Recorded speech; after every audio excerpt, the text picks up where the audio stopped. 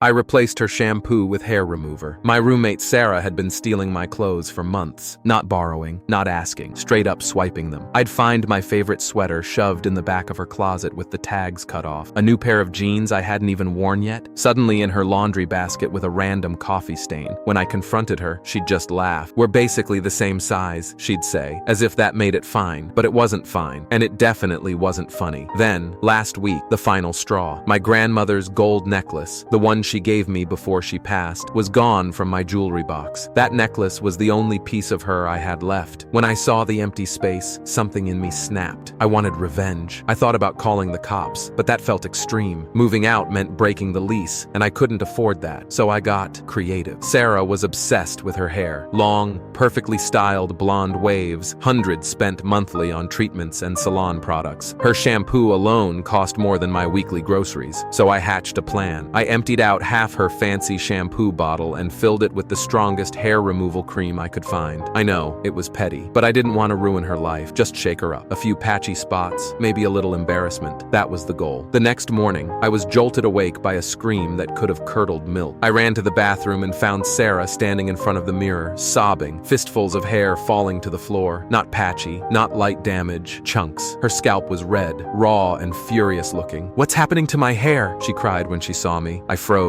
Guilt slammed into me like a truck. This wasn't a prank. This was real. This was serious. "I'm so sorry," I stammered. I put hair remover in your shampoo. I thought you stole my necklace." Her face shifted instantly from devastation to rage. "You did what?" She lunged. I backed away, hands up. "You stole my grandmother's necklace," I said, voice shaking. "I just wanted to teach you a lesson." Then she stopped. Her anger flickered. "What necklace? I never touched your jewelry." My stomach turned. We tore through the apartment, flipping everything upside down. After almost an hour of frantic searching, I found it, tucked inside a sock in my winter boot, right where I must have hidden it before a trip months ago. Sarah sat on the couch, wrapped in a towel, her scalp angry and bare, staring at me like she didn't even recognize me. "Yeah, I borrowed your clothes," she said quietly, "but I always gave them back. I'd never steal something like that." I felt sick. She wasn't blameless, but she didn't deserve this. She moved out the next day. I paid for the emergency salon appointment. The stylist did what she could, but Sarah left with a pixie cut she hated and chemical burns that needed actual medical care. I paid for that too. She accepted the money, but not my apology. 3 months passed. Then came the letter, certified mail. Sarah was suing me for emotional distress, medical expenses, and property damage. My lawyer says I'll probably lose. Turns out, revenge doesn't just take something from the person you're targeting. Sometimes it costs you everything.